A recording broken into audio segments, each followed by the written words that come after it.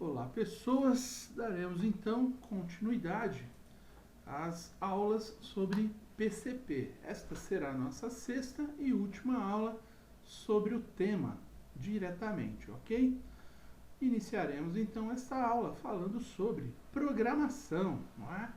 Programar é a disposição diária dos recursos planejados para cumprir os objetivos com eficiência, com eficácia, ok? Com resultado, não é? Como dissemos antes, a programação é aquilo que nós fazemos durante o tempo planejado, né? Nós fizemos um planejamento para um mês. Os próximos passos, né? Tudo que acontecer de evento, que, por exemplo, tenha que haver uma reprogramação, né? Um planejamento novo para o mesmo período, para o mesmo tempo planejado, tudo isso se resume à programação. Programação é a disposição diária dos recursos, não é? É a revisão dos meus processos dia a dia, é a minha habilidade de fazer com que durante o dia a dia, né, durante o processo, o meu plano principal ele não fuja do foco, ele continue sendo o meu foco e utilizando da harmonização de todos os recursos disponíveis, eu vou, através da programação, através do dia a dia, da disposição diária, cumprindo os meus objetivos, né? Auxiliando as ferramentas, os processos, as pessoas a chegarem ao objetivo planejado. Durante o cumprimento do plano mestre, né, de produção, poderão ocorrer alguns problemas, como atrasos de entregas, quebras de máquinas, falta de operador, acréscimos ou declínios de vendas, entre outros, conforme já falamos bastante, fazendo com que apareçam gargalos, né, que possam vir a comprometer os objetivos e a empresa, os objetivos da empresa, não é? Então fazemos uso da programação para suplantar esses eventos, para desviar, não é? Para harmonizar os prazos, as condições de produção e fazer com que o processo continue seguindo um caminho, um fluxo, que os resultados sejam igualmente aos resultados, né? Ou sejam iguais ou pelo menos semelhantes aos resultados que planejamos do início, quando fizemos o primeiro planejamento, o primeiro plano mestre de produção. Ok? Muito bom. Continuando a explorar aqui o processo de programação, não é? O programador de produção ele deverá constantemente manipular os eventos com total conhecimento dos recursos, ou o programador, ou o próprio software, né? Que se ele tiver ferramentas de programação para carga máquina disponíveis e com capacidade de fazer com eficiência, não é? Em favor de superar todos esses eventos que possam ocorrer aí de externalidades numa plenitude, não é? Se possível, de acordo com os planos iniciais, para não desviarmos muito o foco do nosso planejamento. Para isso nós temos algumas ferramentas, né? Alguns recursos que podemos dispor aí, como utilização de horas extras, utilização de terceirização de produção, ou seja, o que era para ser realizado ali naquela máquina, eu posso realizar fora da empresa por outras máquinas que não pertençam ao meu parque fabril e contratar serviços de outros fornecedores, não é? De serviços, não é? E às vezes até de um concorrente, se o mercado for um mercado diferenciado, onde a concorrência tenha uma característica de aproximação, enfim, é apenas uma opção. Pode existir, é difícil, mas pode existir. Reprogramação dos pedidos de compra, ou seja, se não tem nada naquela máquina, ou se eu posso encaixar todos aqueles produtos na programação das demais máquinas, eu vou fazer uma reprogramação. Eu vou rodar novamente aquele meu programa de carga máquina estabelecendo novos prazos para todos os pedidos de compra, novos prazos para entrega dos produtos nos clientes, tudo isso se for possível, obviamente, né? Sem interferir em demasia no planejamento e na satisfação dos clientes, bem como na possibilidade, na capacidade dos fornecedores, não é?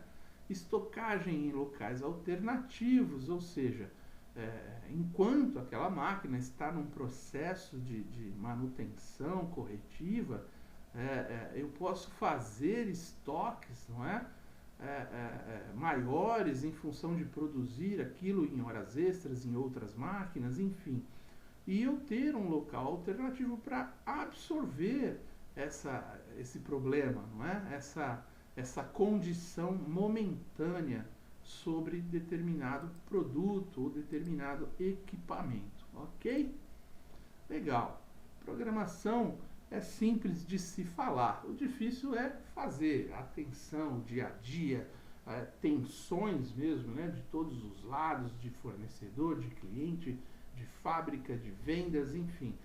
É por isso que um programador de produção, um programador de materiais, ele precisa conhecer muito bem os processos, muito bem o seu ambiente para criar aí muitas alternativas possíveis e ter muita flexibilidade.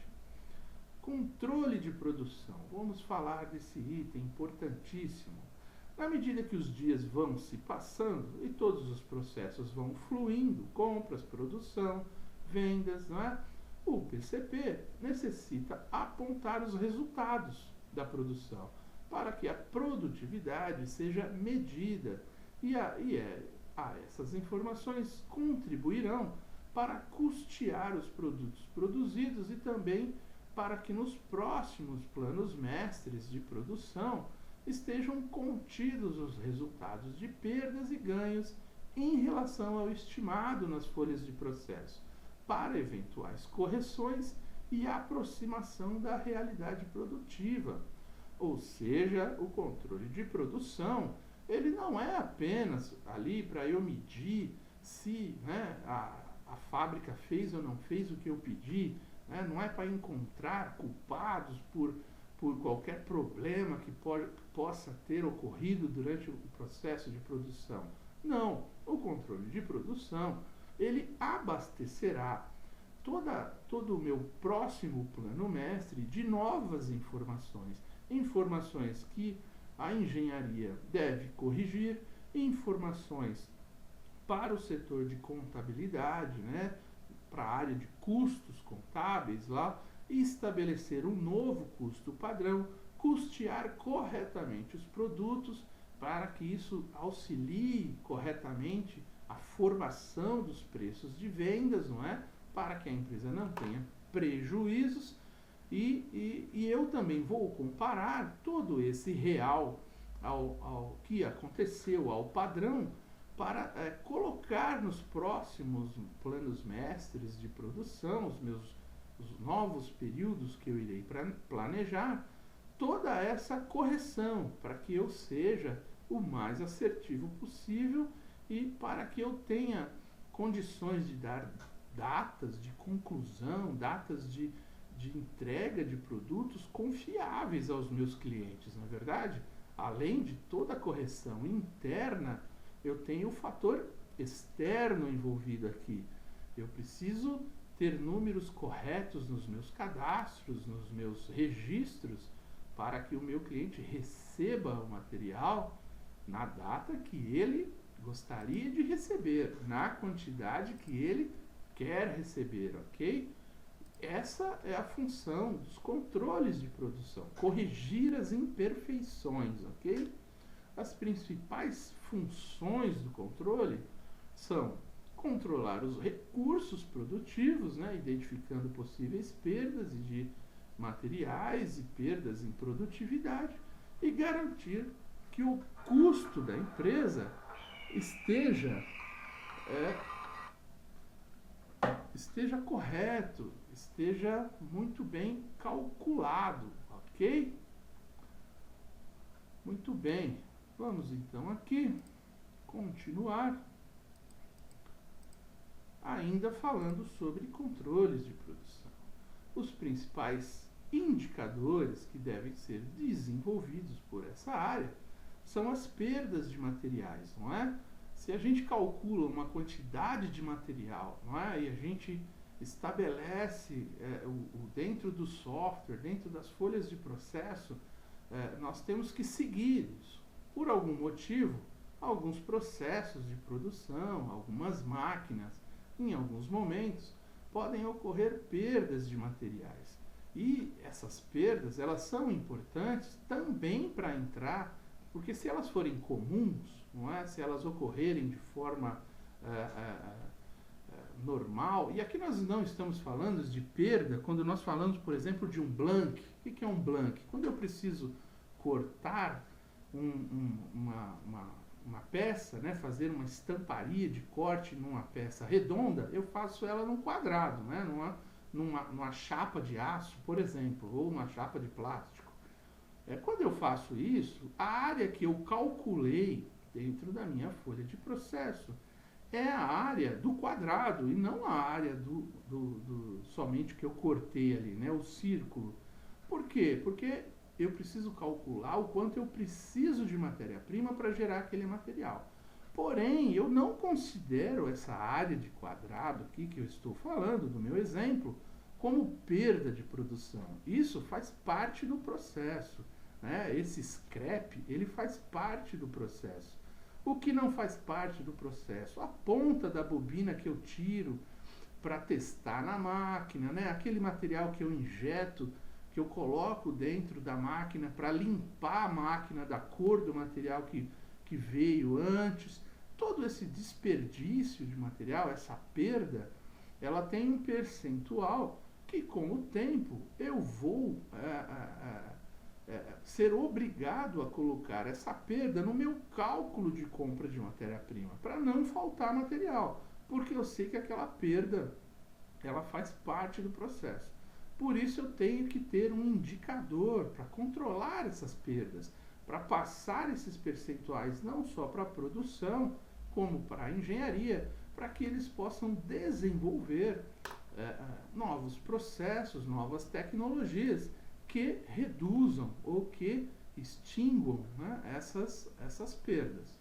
Para controlar a produtividade mesmo, não é? Dentro o real com aquilo que foi executado, né? O padrão, né? Com aquilo que foi executado, com o real.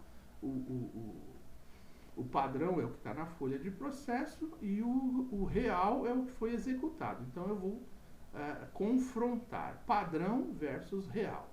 Índices de manutenção, qual é o percentual de parada de máquina, quanto tempo está dando de manutenção, que tipo de manutenção. Tudo isso é informação que nós vamos depois passar também para a área de manutenção, para que eles adicionem ao planejamento de manutenção, a manutenção planejada, preditiva, toda a manutenção necessária, não é? A preventiva e a preditiva. Qualidade do produto, entre outros, não é? Quanto eu tenho de perda, quanto de material saiu naquele processo, naquela máquina, rejeitado, enfim.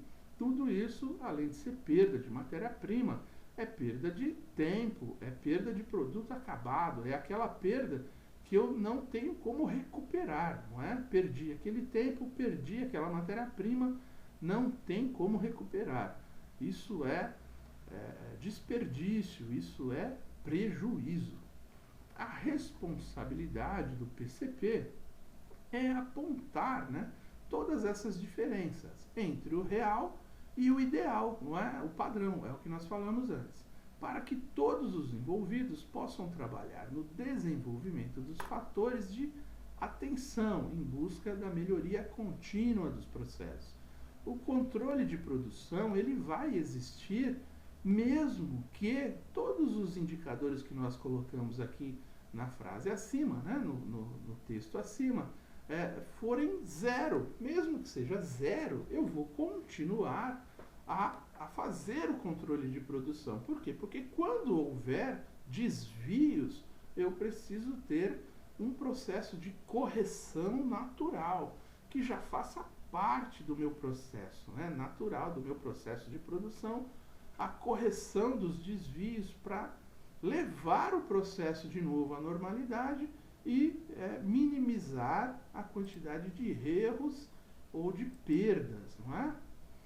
Então aqui vamos abordar uma coisa que podemos chamar de MRP3, não é? Assim, vamos dizer que é uma forma carinhosa de chamar aí o Kanban, uma vez que o Kanban é uma ferramenta japonesa, o Kanban é uma ferramenta de trabalho, tá, gente?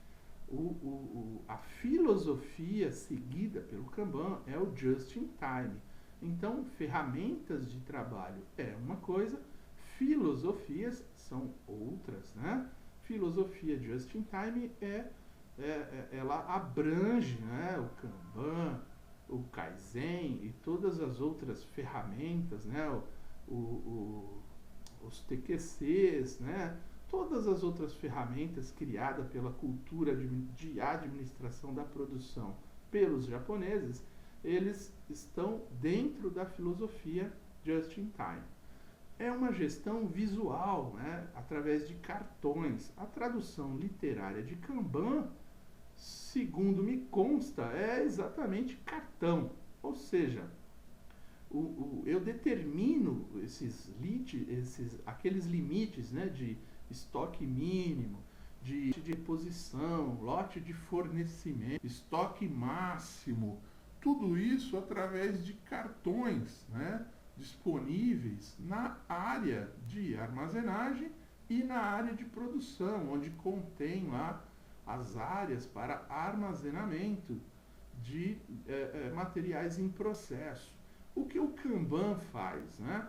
O Kanban ele tem um sistema japonês de administração da produção e aquisição de materiais. O Kanban ele não empurra a produção, né? Eu não faço uma previsão de vendas, eu apenas trabalho com um sistema de puxar a produção. Como isso funciona? Quando eu tenho lá, eu estipulo, né, eu faço cálculos de estoques mínimos, estoques de segurança, pontos de picos e de vales no estoque de produto acabado, eu estabeleço, né, uma política de gestão de estoque de acabados para atendimento do mercado. Quando essa política, e coloco lá os cartões para controle dessas quantidades. O que acontece? Quando eu vendo um material desse que está lá dentro do estoque, eu pego esse cartão do material que saiu do estoque, quando ele vai para a expedição, eu mando esse cartão para a fábrica. O que a fábrica faz? Né? Ela tem um quadro onde esse cartão vai, ela tem lá as células de produção, uma célula de produção vai enxergar aquele cartão num quadro, eu tenho o cartão verde, né, para estabelecer o estoque máximo, o estoque de segurança, eu tenho o cartão amarelo para estabelecer que eu já estou abaixo do estoque de segurança, e eu tenho o cartão vermelho, que é aquele que eu estou entrando no estoque mínimo, né? Eu estou ultrapassando a condição de estoque zero. Todas as células de produção, elas vão enxergar esse cartão dentro de um quadro. E a primeira célula que estiver disponível, ela vai puxar lá os cartões. Como que ela vai puxar? Os que forem vermelho primeiro, depois os amarelos e depois os verdes. Ou seja, na medida que o meu estoque de acabados vai girando, eu vou puxando a produção. E a produção vai puxando os materiais, o almoxarifado, também com cartões, levando esses cartões para o estoque, né, de almoxarifado lá, de matérias-primas, né, e de produtos auxiliares. Nisso, eu vou mandando os cartões verdes, amarelos e vermelhos também, de acordo com as quantidades estabelecidas de armazenamento de material, para a área de suprimentos, ou diretamente para os meus fornecedores, que nesse caso participarão diretamente da reposição do material na área de almoxarifado que eu determinar para os itens daquele fornecedor, não é? Então, o próprio fornecedor vai fazer a gestão do abastecimento do ponto de reposição que ele tem dentro do meu almoxarifado. A área de suprimentos não se preocupará com as quantidades diárias de fornecimentos, lotes de reposição, não é? Quem vai se preocupar com isso é o fornecedor diretamente. A área de suprimentos, né, vai se preocupar com negociações, prazo, condições de pagamento, enfim, né, tem outras responsabilidades. As quantidades em si, todo esse processo de cartão, desde o cartão que sai do estoque de acabados e vai para a fábrica, da fábrica vai para o almoxarifado, do almoxarifado vai ao fornecedor, e o fornecedor também pode criar dentro dele esse processo, não é? É assim que funciona no Japão. Todos os fornecedores, ou a maioria deles, pelo menos nas fábricas de automóveis, né, onde é mais possível colocar uma cultura dessa magnitude, né, onde todos os fornecedores participem da cadeia produtiva ativamente, da cadeia logística e da cadeia produtiva, de forma, né, funcionando como parceria mesmo, relacionamentos muito estreitos, enfim. Né? No Brasil, essas ferramentas, existem alguns segmentos que funcionam até bastante bem. Né? O segmento automotivo é um exemplo.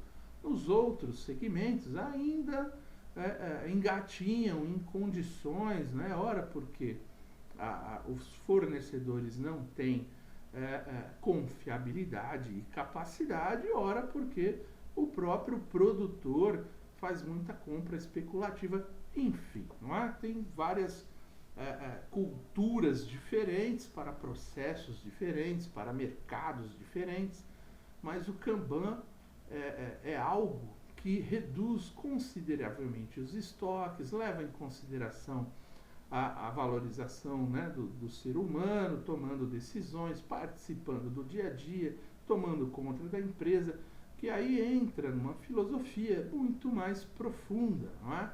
A cultura JIT, então, né, que é Just in Time, com alta confiabilidade nos fornecedores, multidisciplina dos colaboradores, eliminação de desperdícios, em fluxo, em falhas de produção, em problemas de comunicação, entre outros, não é? A participação dos funcionários é fundamental aqui. Aqui nós estamos fazendo uma gestão direta, né? Uma gestão sem muitos níveis hierárquicos. Isso mexe com o organograma da empresa, inclusive, não é? É possível aplicar uma parte de ferramentas disso, tudo, não é? Algumas são possíveis de serem aplicadas, outras, em função do mercado, da forma de atuar, são mais difíceis, não são impossíveis. É que uma cultura dessa, o desenvolvimento, ele tem um tempo, ele tem um tempo de maturação, não é? Ele causa algumas quebras de paradigmas, enfim. Mas é isso, né, que nós estamos chamando aqui de MRP3, né, para dar um segmento naquilo que falamos sobre empurrar, a diferença entre empurrar a produção, calcular tudo que podemos e fazer os estoques para atender o mercado, ou fazer o mercado nos obrigar, não é, a uma administração com menos folga, né? Sair um pouco da nossa zona de conforto. Ainda falando de Kanban, tem a questão do layout, que ele muda completamente. Agora nós estamos falando de célula de produção, porque precisamos ganhar agilidade, ganhar produtividade, não é? Tem as células de produção propriamente ditas, né, que muda completamente a forma da empresa de produzir. Você vai ter que realmente criar aí condições para que essas células de produção sejam independentes e capazes, não é? Definição do sistema de controle visual, todos aqueles cartões e quadros, né, coloridos na fábrica, uma fábrica clean, né, uma fábrica limpa, uma fábrica com piso muito bem identificado, com as áreas superiores, né, próximo às paredes, né, tudo isso tem que ser muito bem trabalhado, né? Todo treinamento aos colaboradores, porque numa célula de produção, os gargalos eles são supridos por uma mão de obra que é uma mão de obra treinada para vários processos, uma mão de obra com flexibilidade. O sujeito não é apenas um operador de máquina. Por exemplo, se a máquina dentro daquela célula tem uma capacidade muito superior aos próximos processos, depois de executada a tarefa de produção daquela máquina, o operador pode se juntar a outros processos, né, processos de montagem ou até mesmo de produção de outras máquinas, para fazer parte do ciclo. O aproveitamento da mão de obra dentro das células de produção, ele é constante, por isso o treinamento é muito mais do que necessário.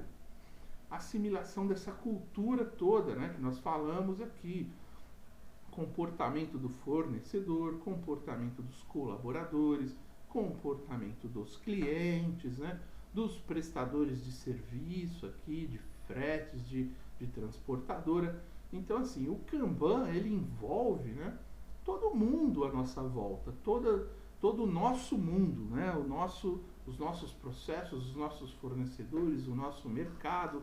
Eu posso levar o Kanban até o ponto da gôndola do supermercado, fazendo com que o estoque do meu cliente, né, ou seja, o estoque que atende o cliente final, ele puxa a cadeia toda, ele puxa lá o meu serviço contratado de frete, que puxa o meu estoque de acabados e assim por diante, ok? Estimular a melhoria contínua. Né? Esses processos de autogestão, vamos dizer assim, eles acabam sendo que praticamente mandatório uma melhoria contínua daquilo. Não é porque eu faço algo muito bem que não exista uma maneira melhor de executar as tarefas. Sempre haverá um treinamento novo demonstrando uma possibilidade mais avançada, uma possibilidade mais com mais produtividade, com mais lucratividade. Ok? Muito bem. Aqui voltamos a falar da curva ABC, repetindo um trecho aqui dos treinamentos lá da frente. Né?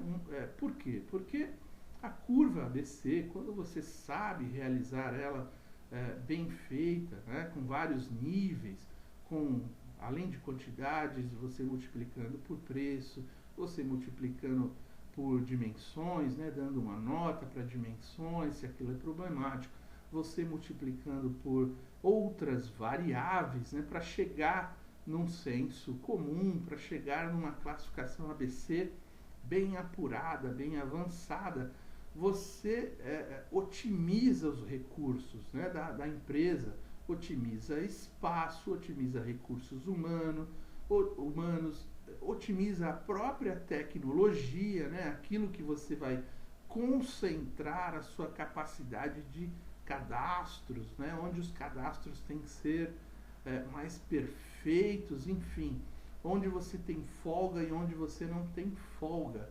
Então, a utilização para a definição dos produtos e materiais que deverão ser acompanhados pelo MRP com mais rigor, né, e os que possam ser acompanhados por sistemas mais simples, né, mais automáticos, de revisões periódicas, que não precisam fazer parte aí de todo esse sistema pesado que nós colocamos aí, de carga-máquina, de capacidade de produção, de capacidade de máquina, de necessidade de materiais, de reprogramação, enfim. Por isso que uma curva ABC, uma classificação ABC bem feita, você minimiza o seu esforço, a sua concentração de experiência, de atividade, fazendo com que a simplificação seja uma boa saída, não é? Para conseguir parametrizar bem, para conseguir desenvolver bem as ferramentas de gestão e de apoio de tecnologia na área de logística, na área de produção, né? Na área de marketing, financeiro, enfim, tudo aquilo que envolve gestão de recursos nas empresas, ok? Para isso, então, falamos bastante já sobre sistemas integrados, né? O que é um ERP, né? Enterprise Resources Planning. Ele planeja todos os recursos da empresa, não é? O WMS, Warehouse Management System, e aí vocês têm outros, né? Os TMS, né? Traffic Management System, tem aí o Average que eu citei aí para controle de importações, né? Você tem aí um exemplo de controle de pagamento de fretes, de relatórios de fretes aí, alguns outros softwares aí, enfim, né? Você tem softwares e ferramentas em todas as áreas. Os mais pesados, né? Eles fazem com que o seu sistema seja cada vez mais confiável, porque a parametrização é muito mais difícil, não é? Customizações que existirem te levam, não é? A procedimentos, a processos que você gostaria de manter como um know-how da sua empresa, enfim, não é? Todo e qualquer sistema integrado é bem-vindo dentro desse processo de gestão de recursos, ok? Porque, como nós vimos, são muitos os detalhes, muitas as possibilidades de ganho, né, de lucratividade, enfim, que precisamos trabalhar, ok? Muito bom, então encerramos aqui todas as nossas aulas de PCP, ok? Agradeço a atenção de todos, espero que o material seja proveitoso e ficam aí os contatos para qualquer tipo de dúvida. Muito obrigado, até mais, até os próximos cursos dentro da área dentro do nosso bloco de logística integrada.